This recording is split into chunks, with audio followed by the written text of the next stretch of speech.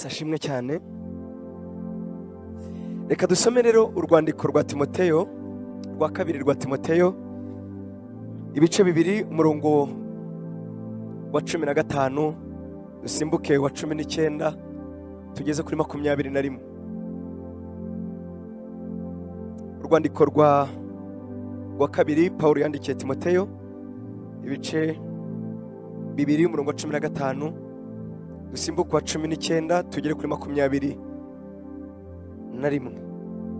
Haranditse ngo ujye ugira umwete wo kwishyira Imana nk'ushimwa, umukozi udakwiriye kugira ipfunwe, ukwiriranya neza ijambo ry'ukuri.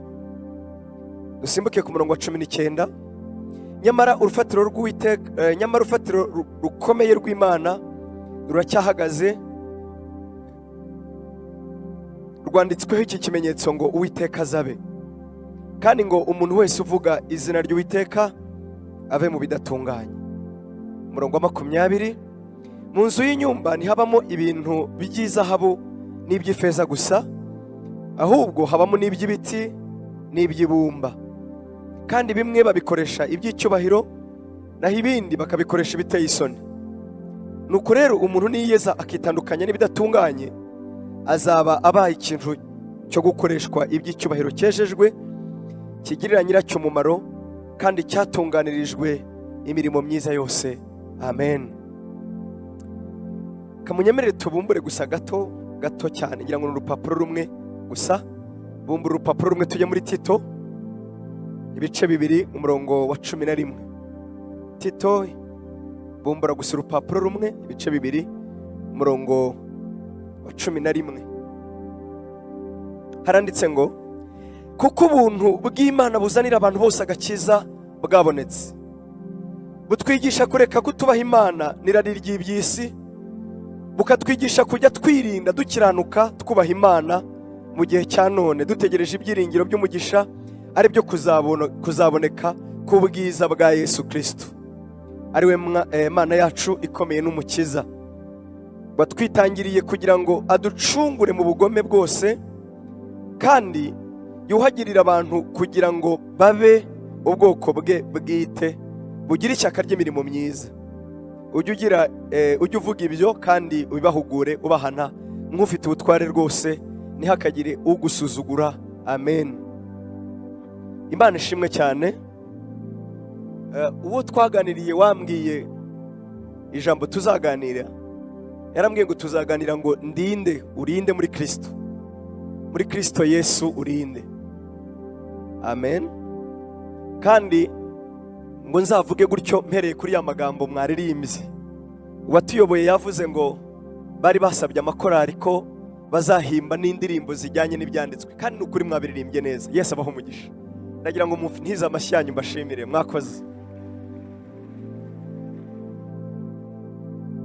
Nge mbashimiye, singe watumye, ndabashimira ko mwaririmbye indirimbo zijyanye n'icyanditswe. N'ukuri mwaririmbye neza, amagambo meza n'injyana. Baramvuga ko ntangarira abaririmbyi bafite impano itangaje. Nanjye nanyuze muri korari, nahimbye indirimbo imwe, ikorasi imwe, ngiye kwiyigisha abaririmbyi ndayibagirwa mpita mbyihorera. Nigaga muri secondaire, mpimba ikorasi vraiment numva ndi wiyigishe rwose, ndabibabwira ati nijye uzabigisha. Nje nshaka ijwi, nshaka amagambo biranga. None ibaze mwebwe bakaguha icyanditswe gusa ukakishyira mu njyana bikaza ari ibintu bisobanutse. Muri abahanga, Yesu abaho umugisha. Ariko kandi bituma umuntu anibaza ngo ko ibyo tugiye kuvuga babizi neza, mwabituririmbiye, reka nanjye nongereho akakeregeshwa kanjye gakeye, ariko ibindi byinshi mwabiririmbye. Ndinde muri Kristo Yesu. Amen. Uwo ndiwe nuwo Yohana yanditse igice cya mbere umurongo wa 12. Ubutumwa bwiza bwa Yohana igice cya mbere umurongo wa 12. Yaravuze ngo icyakora bamwemeye bose bakizera izina rye, yabahaye ubushobozi bwo kuba abana b'Imana. Kuko nakiriye Yesu nk'umwami n'umukiza, nta kindi ndicyo, ndi umwana w'Imana. Amen. Ndi umwana w'Imana. Nakunze ukuntu ubutumwa bwiza bworoshye, ntabwo yavuze ngo icyakora bamwemeye bagahita batungana, bagahita baba beza, bakareka ibibi byose bakababera niho babaye abana b'Imana. Oya, ahubwo icyakora gusa abamwemeye, abamwizeye, bakizera izina rye, yabahaye ubushobozi abagira kuba abana b'Imana. Imana ishimwe cyane. Yohana agerageza kubisobanura ngo abo ngabo mwe kubatekereza ko babizawe n'umubiri, babizarwa n'amaraso, ahubwo babizawe n'Imana ubwayo. Imana ishimwe cyane. Paulo yavuze neza, aravuga ngo yandikira Abefeso bice 2:8, aravuga ngo twakijijwe n'ubuntu kubwo kwizera, ntabwo bizavuye ku mirimo kugira ngo hatagira uwirarira, ahubwo bizavuye kuri yiduhamagara. Twakijijwe n'ubuntu bwaduhaye kuba abana b'Imana.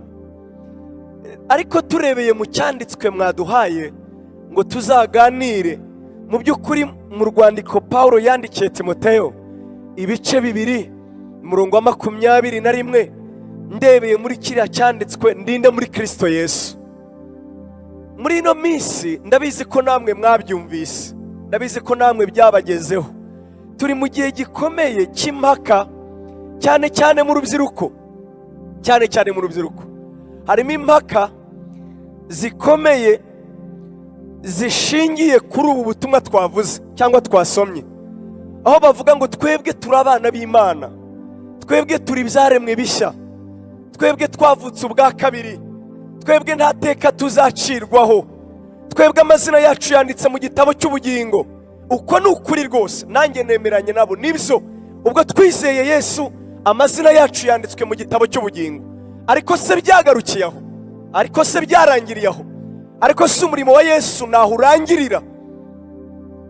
Umurimo w'ubuntu urangira utyo. Nibyo koko twakijijwe n'ubuntu kubwo kwizera, nibyo, ntabwo mbihakana, nanjye naba mpakanye ibyo nizera. Ubwo buntu bwaduhaye impano itangaje yo kuvuka ubwa kabiri. Imana ibishimirwe, twavutse ubwa kabiri. Ariko byarangiriye aho. Umurimo w'ubuntu wararangiye. Iyo tuvuze ubuntu burangiriraho, twarakijijwe, tugende dukomeze tubaho uko twabagaho. Oya, nge suko nizera rero. Ahubwo ubuntu bw'Imana bwarabonetse buzanira abantu bose agakiza. Ubwo buntu butubwira ko iyo twakiriye Yesu nibyo koko tuvuka ubwa kabiri, ariko kandi bunatubwira ibyo kureka gukomeza kubaho ubuzima butubaha Imana, bukatwigisha kugendera mu ngeso nshya, bukatubwira ko tugomba kwiyambura umuntu wa kera. Imana ishimwe cyane. Imana ishimwe cyane. Impamvu ntatinya, hari abasore nzi bavuye hano baragenda, amusore nimvuga itorero ryabo nabi, ariko ndabizi ko basengeraga. Iyo uhuye nabo bakubwira ati twamenye ukuri, twamenye ubuntu, twamenye agakiza, ariko wabareba ukabona ntako baramenya nyabo. Ngewe mpagaze aha nabireba nkabona ntako bamenye, ahubwo bamenye agace. Basa na za mpumyi zavuze ko zishaka kumenya inzovu, ngo impumyi eshatu zavuze ko zifuza kumenya inzovu. Abantu bose bakajya bavuga ati inzovu ni ikintu kinini gipima toni, inzovu irahambaye. Ngo umunsi umwe bagira amahirwe mu giturage babagamo, inzovu irapfa. Noneho ngo uwa mbere baramubwira ati ngwino tukwereke inzovu. Ngo aragenda bamufatisha ku kuguru, ngo akora ku kuguru kw'inzovu, arumva, aravuga ati inzovu ndayumvise.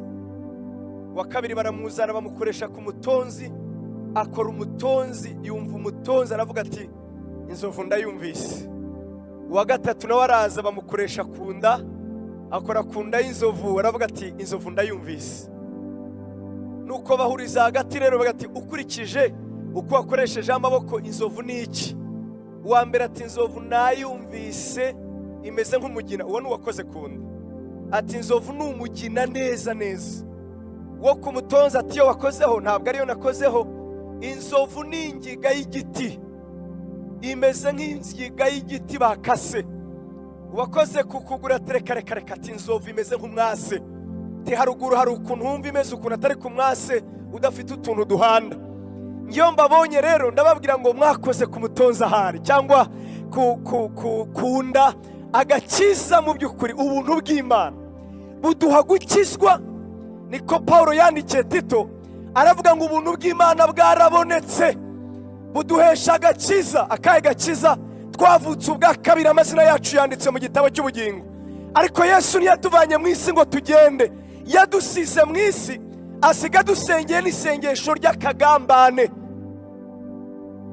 Hari isengesho rya Yesu uryumviye mu mubiri wavuga ati ku isi niwe mugabo ugambana.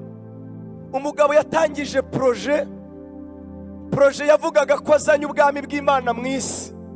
Hanyuma abagabo baramukurikira, barimo Petero na Yohana n'abandi, basiga ibyabo baramukurikira.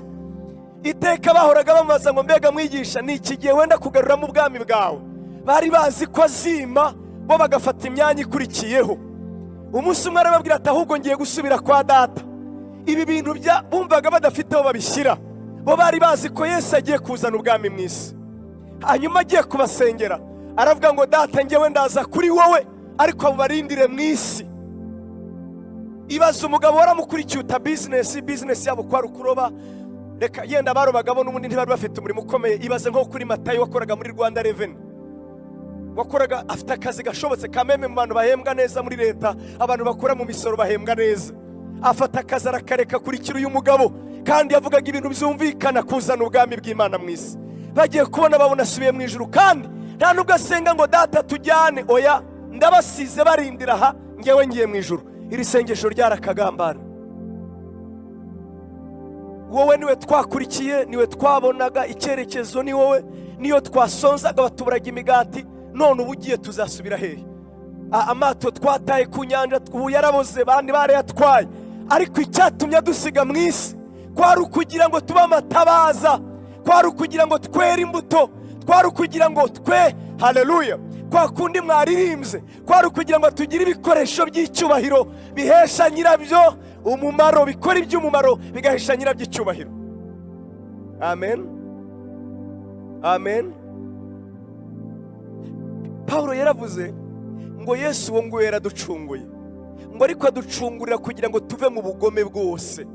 Ntabwo yaducunguye ngo dukomeze tubeho uko twakabayeho, tuve mu bugome bwose, ngo ahubwo duhinduke, ngo dukore imirimo myiza yose. Ni iki Imana yadukirije. Bavandimwe, twitiranya amagambo abiri. Ntabwo twakijijwe n'ubuntu, oya, nako n'imirimo. Ntabwo twakijijwe n'imirimo, twakijijwe n'ubuntu, ariko twakirijwe gukora imirimo myiza. Ubuntu nibwo bwadukijije, budukiriza ngo dukore imirimo myiza. Kuko iyo tuvuze ngo tugasoma Befeso 2:8, nibyo koko mwakijwe n'ubuntu kubwo kwizera, ntibyavuye ku mirimo myiza, hatagira uwirarira. Kuki tugarukiraho? Twakagomeje no ku murongo wa 10 haravuga ngo kuko turabo yaremye, ituremeye imirimo myiza muri Kristo Yesu, Imana yiteguriye kera isi itararemwa kugira ngo twebwe tuyigenderemo. Rero twakijijwe n'ubuntu, ariko dukirizwa kugira ngo dukore imirimo myiza. Ntabwo twakijwe ngo dukomeze kuba uko twakabayeho. Bavandimwe, ubwo buntu ntacyo bwaba bumaze. Ubuntu butagira imbaraga ntacyo bumaze. Ubuntu budahindura ntacyo bumaze. Ubuntu bw'amagambo ntacyo bumaze. Ahubwo ubuntu bwa Yesu buzana imibereho mishya. Ubuntu bwa Yesu buzana gutekereza gushya. Ubuntu bwa Yesu buzana indimi. Haleluya. Ubuntu bwa Yesu si amagambo, ubuntu ni imbaraga.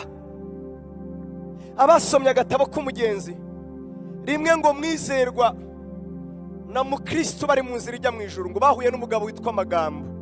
Uyu Magambo ngo yari umuhanga, ari mu bantu batangaje. Ngo iyo mwadiskitaga ku kintu cyo mu isi cyangwa mu ijuru, yarakubwiraga ngo urashaka ko tuganira ku byo mu isi cyangwa mu ijuru, mu bigezweho cyangwa ibyashize. Yari umuhanga. Kandi ngo ikintu cyose mwajyagaho impaka, yaguhaga amaverisi agera ku 100 gihamya. Ibaze nawe, ngo uhereze ibyanditswe 100 bihamya ibyo mvuga. Yari umuhanga. Ngo ariko mu Kristo we, ngo abwira mwizerwa ngo uriya mugabo ntagushuke, ni Magambo. Ngo iyo umurebera kure ngo ubona afite ubwiza, ngo ariko iyo umwegera ngo ubona ubwiza bumushiraho. Yavuze ijambo rikomeye, ngo yibwira ko kubaha Imana ari ukubomboranya ururimi mu kanwa. We nicyo yita kubaha Imana. Yibwira ko guhinduka ubuntu ni ukubomboranya ururimi mu kanwa. Iyo uvuga amagambo gusa, yibwira ko ariko kuvuga ubutumwa bwiza.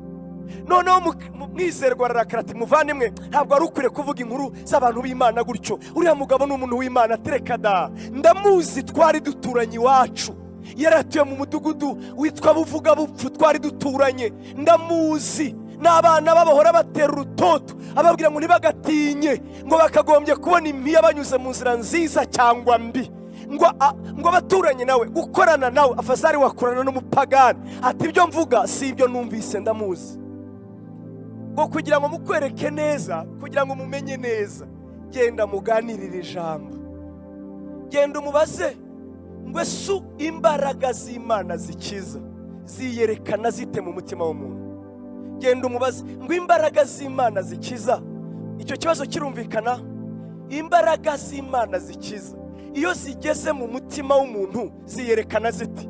Natangajwe na Kristo rero, mwizerwa ngo ageze imbere abaza ikibazo ukundi, aravuga ngo ubuntu bw'Imana bukiza bwiyerekana bute mu mutima w'umuntu. Mu yandi magambo ntabwo yabeshe, ntiyibagiwe ikibazo, oya, kuko ubuntu ni imbaraga z'Imana zikiza zifite uko ziyerekana mu mutima zagezemo. Niba uvuga ngo ubuntu bw'Imana bwangezeho bufite uko bugaragara, mbega ubuntu bwakugezeho bwiyerekana bute? Ubuntu si amagambo, ubuntu si ibitekerezo, ubuntu si ubusa, ubuntu ni imbaraga, ubuntu ni imbaraga zihindura. Nshuti zanjye, ubuntu bw'Imana bufite uko bwigaragaza mu mutima bwagezemo. Hari ibintu bitatu rero, ngo icyambere ngo amagambo aramubwiye ngo nejejwe nuko tugiye kuganira ku by'imbaraga z'igihe kizaza. Hatereka nkubwira ati icyambere ubuntu bw'Imana iyo bugeze mu mutima w'umuntu butuma borozwa n'ibyaha. Undi ati buretse, ati kuborozwa n'ibyaha ntabwo ari byo, ati ahubwo ntekereza ko ari kuvuga ngo iyo bwageze mu muntu bumwangisha icyaha. Undi aravuga ati none bitandukanira, ati biratandukanye. Umuntu ashobora kuboroga nk'uwanga ibyaha, nyamara aboroga nka Mukapotifari.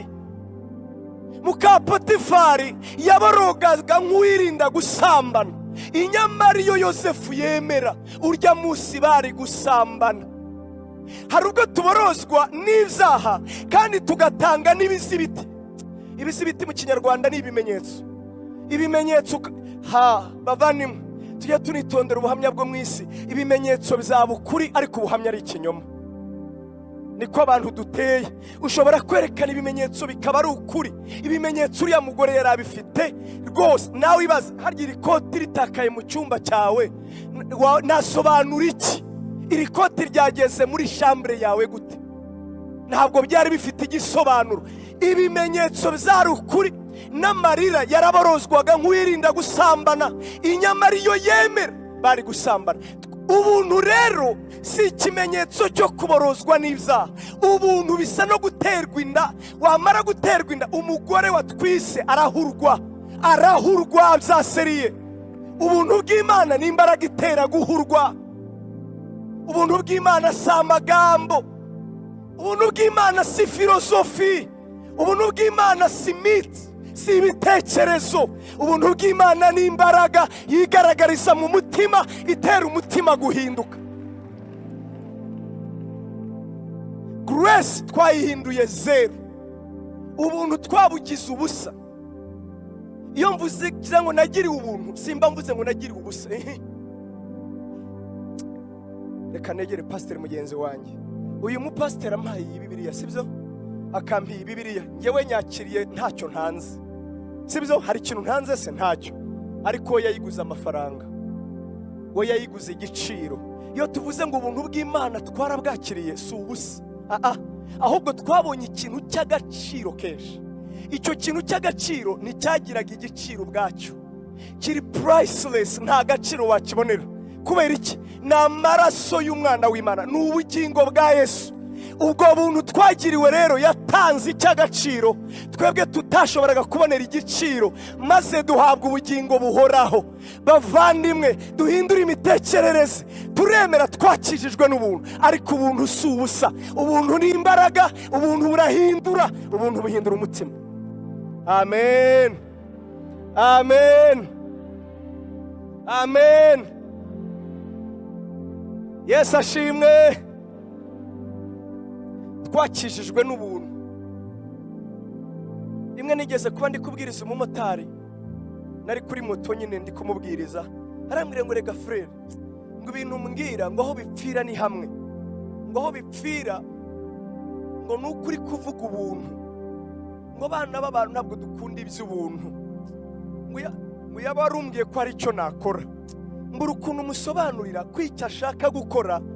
Twese uhereye ku umuntu wabizawe n'umugore wese, nta n'umwe wari ushoboye kugira icyo abikorera, ahubwo Imana niyo yabikoze kugira ngo tubibone ntacyo twebwe dutanze. Amen, amen.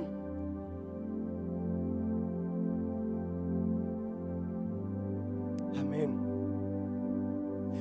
Yakumvikana neza ntazi urugero kuri iki gihugu cyacu turimo.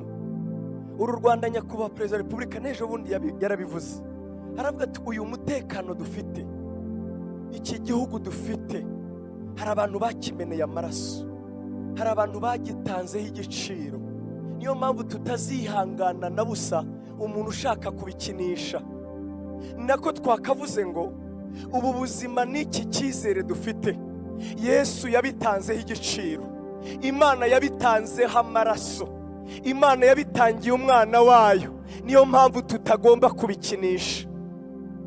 Mbega ntabwo twagafasha amaraso ya Yesu ngo tuyakerese, ntabwo twagafasha urupfu rw'umwana w'Imana ngo turuhindure ubusa. Ubuntu si amagambo, ubuntu ni imbaraga, ubuntu si ibitekerezo, ubuntu ni ukuboko kutagaragara gukorera mu mutima hataboneka kugahindura umwana w'umuntu. Haleluya. None se kutatubwira cya cyanditswe? Paulo yaravuze, aravuga ngo bavandimwe, niko yandikiraga Timoteyo, ati ndabizi abantu bazahindura ubusa ibyo uvuga, ariko wowe ubacyahe. Kandi hari n'abandi bantu bazana inyigisho ziyobya n'abandi. Atariko nagira nkubwire umurongo wa 19, urufatiro rw'Uwiteka ruracyahagaze, n'ikimenyimenyi rwanditsweho ngo Uwiteka azabe. Abazuza baribo nabo yabyaye ubwa kabiri. Ariko aravuga ngo dore ikibaranga nanone. Ni iki kiranga bavutse ubwa kabiri? Ni iki kiranga abo banditswe ku rufatiro rw'Uwiteka? Twebwe tutareba. Wibuka urufatiro rw'Uwiteka rurahagaze, rwanditsweho ikimenyetso, ntacyo tureba. Paulo yaravuze ngo yashizeho urufatiro nk'umwubakisha mukuru. Urufatiro ni fondasiyo, kandi ngo urwo rufatiro yashizeho nk'umwubakisha mukuru niko handitse mu Bakorino ba mbere ibice 3:10. Singewe ngo ngewe nashizeho urufatiro nk'umwubakisha mukuru, ngo umuntu wese yirinde uko yubakaho. Ngo bamwe bubakaho ibikenyeri, abandi bakubakaho zahabu, abandi bakubakaho ibindi bintu, ngo ariko byose bizageragereshwa umuriro. Rero Paulo avuga ngo haracyari urufatiro rw'Uwiteka, kandi urwo rufatiro ruracyahagaze. Urwo rufatiro ni Yesu. Amen. Yarapfuye arazuka, abazamwizera bafite ubugingo buhoraho. Ariko aravuga ngo dore nanone urwo rufatiro ruravuga ngo Uwiteka azabe. Niba tuzi rero, aravuga ngo ariko umuntu wese uvuga izina ry'Uwiteka nave mu bidatunganye. Niba uvuga kuri urwo rufatiro, dore ikikwerekana itandukanye n'ibidatunganye. Niba uvuga ngo njyewe ndi muri Yesu, gerageza gusa nkuko Yesu asa. Amen. Kandi nimvuga kugerageza, ntugire ngo ni imbaraga za kamere yawe zibikora. Oya, bwa buntu bwaguhaye kwizera ni nabwo buntu bukorera muri twebwe iby'Imana ishaka. Amen. Njyewe sinemera yuko nakwizera ko nzabona ubugingo buhoraho. Unyumve neza. Ukambwira ngo rimwe umupadiri ngo yasanzwe n'umunyapolitike, ngo aramubwira ngo ariko ngo mwebwe sinibaza ibanga mukoresha, abantu nta mafaranga mubaha, ati ahubwo iyo baje barayabaha. Uwo n'umunyapolitike ati abakristo baraza bagira mu rusengero nta mafaranga mubaha, ahubwo nayo bafite barayatura bakayabaha. Icya kabiri, nta mugozi mubashyiramo, yewe nta nubwo mubiringiza amajyambere ko muzabubakira umuhanda, ariko abantu baraza iteka bakabasanga. Mbega mwebwe mubigenza mute? Padiri ngo aramubwira ngo impamvu si yindi, ngo twebwe tubiringiza ko ibihembo byabo biri aho batabona, biri mu ijuru. Ngo ntabwo tubiringiza ibya hano, twe tubiringiza ibya hariya. Ati iyo bakora rero babakorera hariya. Nshuti yanjye, niba tuvuga ubuntu bw'Imana bukiza, tukavuga ko Imana izaduha ubugingo buhoraho kubwo kwizera, tutabonye hari ubugeraho, twitegereje umuzuko, ariko ntiturabona uzuka kereka Yesu wenyine, kandi nabwo hari abatangiye kubihakana rimwe na rimwe. Niba nizera koko nzazuka, nkaba nizera ko nzajya mu ijuru, kandi ibyo nkabyizera kuko nabihawe n'ubuntu, ariko bwa buntu bukananirwa kumpindura nkiri mu isi ngo bumpereze indi mibereho mishyashya, nagashidikanya no kuri iryo juru nzajyamo. Sinzi niba unyumvise. Nashidikanya kuri ibyo bintu bitarabaho. Nta muntu turabona uzamuka, nta urazuka, kandi turabyizeye. Ariko nananiwe, Imana yananiwe no guhindura ingeso imwe iba muri ngewe. Ibyo bintu nabishidikanyaho, ariko sinzabishidikanya kuko ijambo rivuga ngo ibiz'amategeko yananiwe gukora kubera intege nke za kamere yanjye, Imana yabishoboye ubwo yatumaga umwana wayo mu isi aza yambaye kamere y'umuntu kugira ngo ashobore, kugira ngo asohoze gukiranuka kwasabwaga n'amategeko. Amen. Niba amategeko yaravugaga ngo ntukibe, Yesu yaraje maze kamere yanjye ikiba kubera intege nke zayo, kudashoboka kwayo. Yesu yaraje ngo asohoze, ashobora ibyo kamere yananiwe gukurikiza kubera intege nke zayo. Amen. Amen. Yemwe bavandimwe, reka nkoresha indi minota mike. Ubu ndabizi abaririmbyi batangiye kuremererwa, bavuga ati ariko ararangiza ryari ngo turirimbe. Muhumure kabisa, turaje twiyongeze mu kanya. Amen. Amen. Paulo arasoza aravuga ngo mu nzu, iriya nzu y'inyumba harimo ibintu bibiri. Mu nyumve soza, mu nzu y'inyumba harimo ibintu bibiri. Harimo inzu y'inyumba nk'iyi turimo, ndavuga urusengero nkuru, nanone inzu y'inyumba nkanjye. Ikindi cy'ikinyarwanda kiragoye, inzu y'inyumba. Inzu y'inyumba mu gifaransa nicyo bita chateau, nicyo bita cadastre, ya nzu nyine palais royal, inzu y'igihangange. Yaravuze ngo mu nzu y'igihangange, mu nzu yamaze tujya tunyuraho za Nyarutarama no mu Kiyovu n'ahandi, Kigali yose isigaye yubatse. Ukabona umuntu yarubatse inzu we, ukabona hafi kubakisha zahabu. Yaravuze ngo inzu yose muzabona, inzu yose uzabona, yaba inzu y'inyumba, yaba inzu yoroshye, na ya chateau. Turi kujyana inshuti zanjye baririmbyi. Amen. Amen. Nubona inzu mezo cadastre ya yindi uvuga ngo iyi nzu bayubakishije materiyo zivuye mu Budage cyangwa muri Amerika cyangwa Dubai. Yaravuze ngo iyo ariyo yose, ngo birimo ibintu bibiri, ngo harimo ibikoresho by'icyubahiro, ngo hakabamo n'ibikoresho biteye isoni.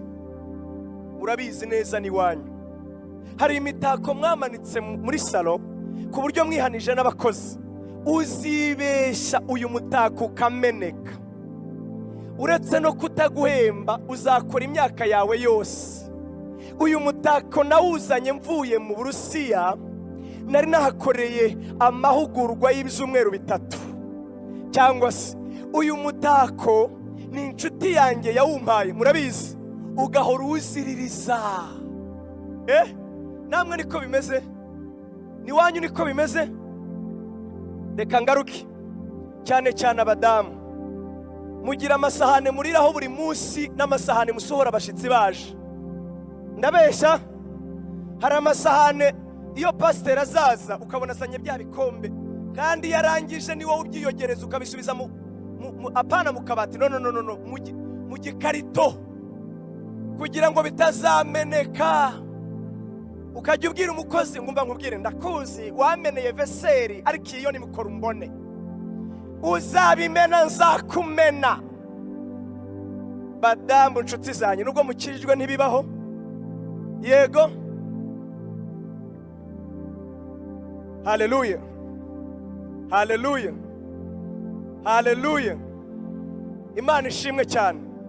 Uzabirebere cyane cyane kuba jeune marié, abafite veseri. Uri tukijya Uganda ubu ngubu, ngo nagiye Uganda, wagiye kugura iki veseri, hakagira ibya rubanda nyamwinshi n'ibyo usohora nyine twebwe twicyubahiro twagusuye. Mu nzu y'inyumba habamo ibintu by'agaciro, hakabamo n'ibintu byoroheje. Ego bavandimwe, mwari mwabona inzu y'icyubahiro itagira toilette?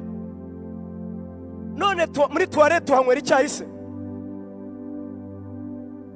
Higeze kuza umuntu wacu w'umuturage adusaba toilette. Ibyo mbabwira n'ukuri, w'umuturage aratubwira ati munyereke kuri toilette.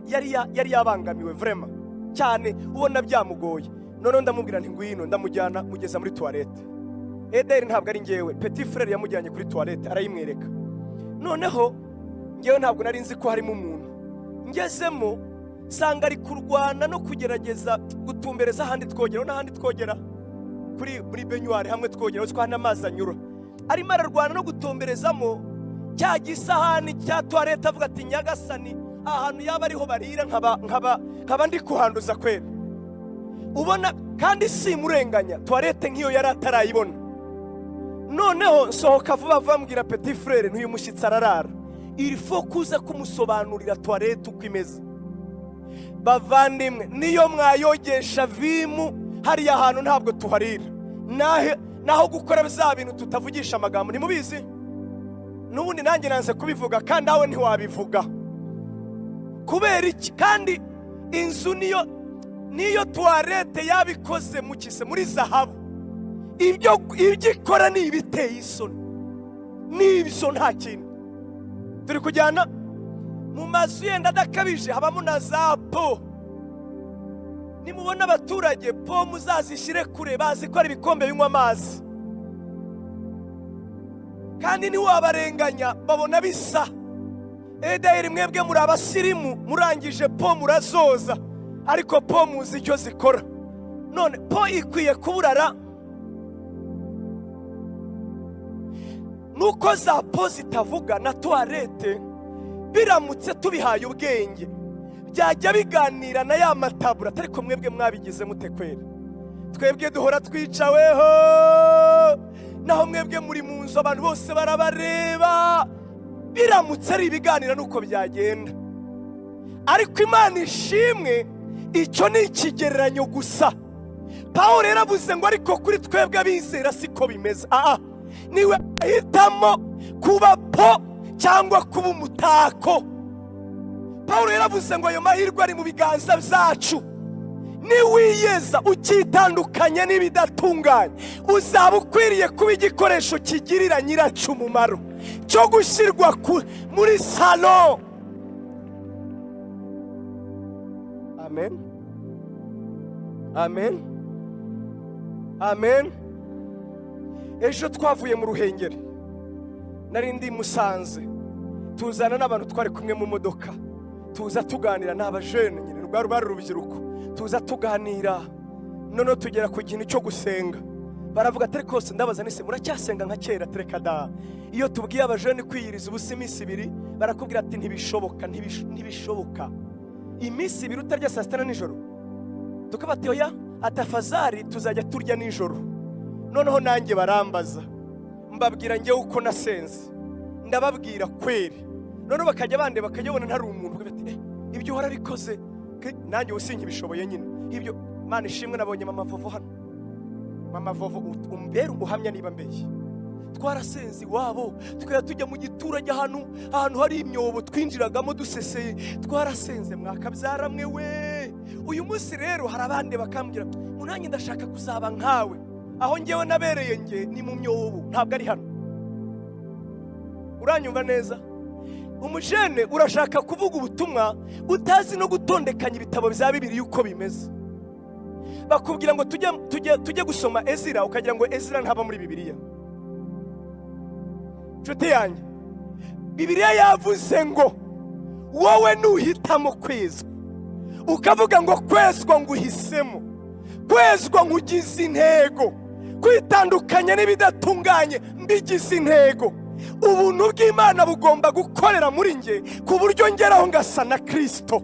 Bibiliya yavuze ngo irakurahiye, iguhaye certitude, assurance yuko nawe uzaba igikoresho cyo gukorera data ibimuhesha icyubahiro. Unyumva neza? Haravuga ngo ese ubugingo buhoraho simba ufite, urabufite ari kuri toilette. Uzajya mu ijoro ariko hano mwisi mwitorero uri toilette, uruho gukora imirimo iteye isoni nyine. hari abakristo muhurira mu bukwe ukabura aho ureba. Namwe mwari mwababona hano i Remera iyo ari muri korali nyine aba yambaye arya ni korali yitwa gute nyibutse, umusamariya mwiza kabisa nk'umunyampuhwe nyine. Bigera ariko reka muzahurire mu bukwe, abarimo ararwana yadodesheje ikanzu aratabura ageza hano, akaba agenda ameze atya, wowe ukamukwepa kugira ngo atagira n'uguhuza nawe, atagira uguhuza nawe. Uranyumva neza? Hano mushobora kuvuga ngo tuzakira korali y'ibyumba, mukavuga ati nyabuna mutabare Clarisse ntabarimo, n'abarimo ataza kugusha abagabo b'abandi. Kubera iki?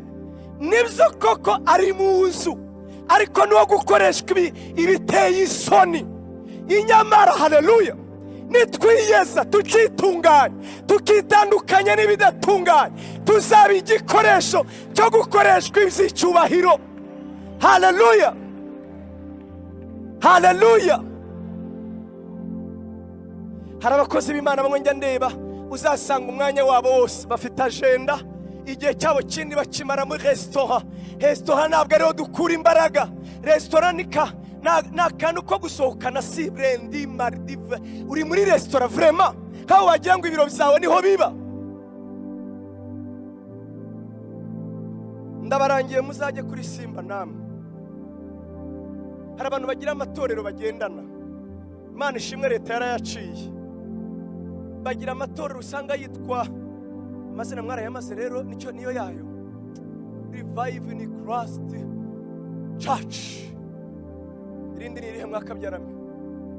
Inshuti wanjye akunda kusereza ngo tuzashinga igitwe Panuel iriho, Emmanuel mvuge puru wati, Mana yanjye we swimming pool, amatoro twarayavuze, kandi aho tuyafite sahandi tuyagendana muri restaurant. Urashaka umukozi w'Imana ubigihanganye, nta sacrifice ntibibaho. Paulo yavuze ngo nuhitamo kwezwa ugahitamo kwitandukanya n'ibidatunganye, birababaza nshuti yanjye. Kwitandukanya birababaza, kwezwa birababaza. Yesu yaravuze ngo bisa no kwanganywaho amahage, bisa no gukatwa, ibintu bibabaza umutima. Ariko yaravuze ngo niwihitamo kumera gutyo, Imana izaguhindura igikoresho cyo gukoreshwa iby'icyubahiro, kandi bigirira nyiracyo umumaro.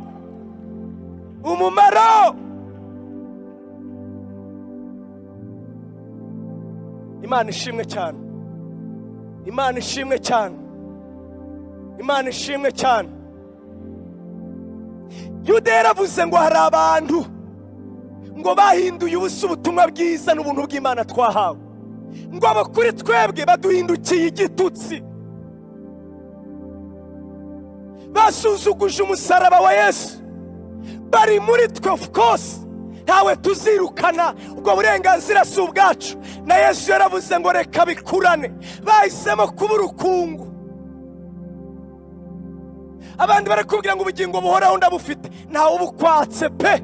Ariko muri iyi si, mu itorero, mu bwami bw'Imana, muri uyu murimo w'itorero, uzaba uri igikoresho giteye isoni, kitari icyo kuvugwa.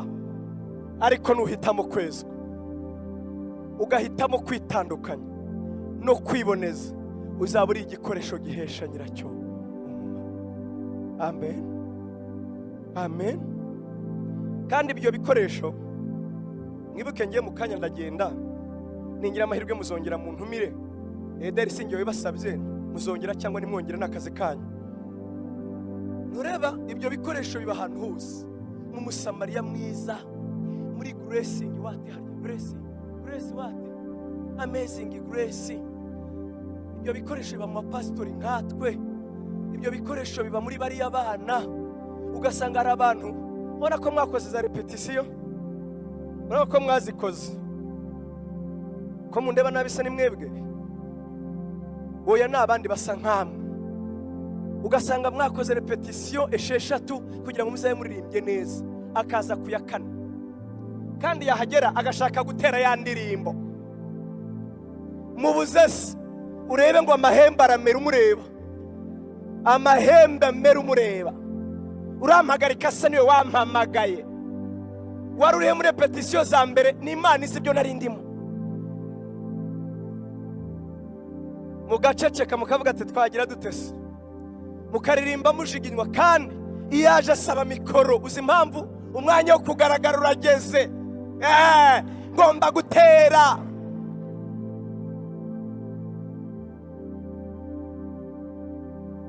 Njya mbabona yatangiye kujya ahimba uturirimbo, nibuke turi mu cyumweru cy'amakorari, yatangiye kujya aririmba uturirimbo kuduhimba. Muba mwambaye ubururu mwese, wakabaye ngiwe nzambara umweru, kugira ngo kameme ashire itandukaniro, nanatera ntimumwitiranye.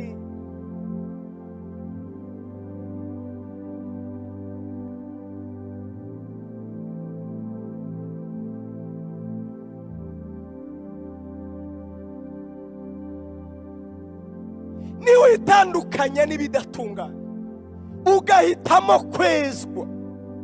Haleluya. Njya mbona uburyo abantu dupfa mbere yo kubaho. Umuntu ugasanga gusaba mutumiye hano, urabona hano iwanyu barabubaha, namwe murabizi. Hari abantu bagutumira ati bakora ati twagutumiye se kwera iki? Munabonye wigishe no kwa Rutayisire, ngo nanjye ndagutumira. Iyo mpamvu gusa kuko nyine wageze ku gatuti kiwanyu, ubwo ufite favor usa n'uwabonye ikarita y'umuhondo cyangwa se y'icyatsi kwemerera gutambuka. Rero senga yabwiriza kwa Rutayisire ibintu bigacika, wa musaza unyobora ntaba kimvugaho, nabaye igitangaza, uri murapfa utarabaho. Ngo wahimbye korasi, nimwumva ko ngiye nayibagiwe, yenda izawe warazibutse. Niwe wahimbiye kurara umusamariya, buri indirimbo 20 baririmba 15 n'izanjye. Imana yari gufitiye izindi 200. Wipfa mbere yo guhimba nyabuna. Kari ka teste gusa, yari imigerageza kamere yawe, yagira ngo irebe kuri umwizerwa. Nukiranuka kuri 15, nagira nkubwire hari uzaririmba none isi yose ibimenye, ariko uri murapfa mbere. Niyo mpamvu biribwa ngo niwiyeza ugatandukana n'ibidatunganye, uzaba ubaye igikoresho cyo gukoreshwa iby'icubahiro.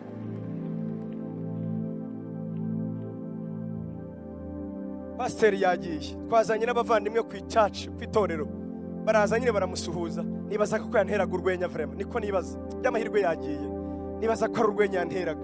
Arambaza ngo ni escort wawe se nawe? Ngo murawe watangiye se? Kuva namubwira nti ariko twebwe ni mwebwe twigiraho, ko namwe mutarabagira, kandi mwebwe muri mazemo igihe. Harya abescort bo kugira gute? Ugasanga waciye ibikuba ibyo. Umusamariya miza, twashize indirimbo zacu kuri YouTube, uzi ko 10,000 baturebye. Ninde wakubeshe se? Yenda bakanzeho baribesha gusa, bakanzeho basanga bibeshe bakuraho, ugaca ibikuba ngo 50,000 bandebye. Ninde wakubeshe se? Yenda ni mwebwe mwikandaho.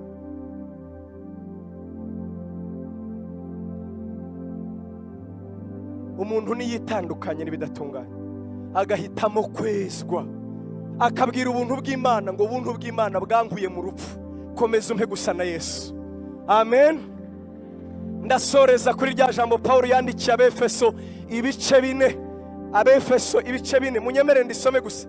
Ryonye yavuze ngo ariko mwebweho nimwize Kristo mutyo, niba mwaramwumvise mukigishirizwa muri we ibihura n'ukuri ko muri Yesu, bibabwiriza iby'ingeso zanyu za kera, ko mukwiriye kwiyambura umuntu wa kera uheneberezwa no kwifuza gushukana, mugahinduka bashya mu mwuka w'ubwenge bwanyu, mukambara umuntu mushya waremewe ibyo gukiranuka no kwera bizanywe n'ukuri nk'uko Imana yabishatse. Nshuti zanjye, ntabwo twizeye Yesu yuko dukomeza kumwizera tugakomeza kubaho uko dusanzwe tubaho. Ntabwo twizeye Yesu ngo twiringire ubugingo hanyuma kamere yacu ikomeze kutuyobora. Oya, ntabwo twizeye Yesu gutyo. Ukuri twigishirijwe muri we nuko Yesu aduhindura, akatwambura umuntu wa kera akatwambika umusha, atwambura wa kera uheneberezwa no kwifuza gushukana, akatwambika umusha uhindurirwa musha kugira ngo ugire kwera no gusa n'uwaduhamagaye. Amen. Amen.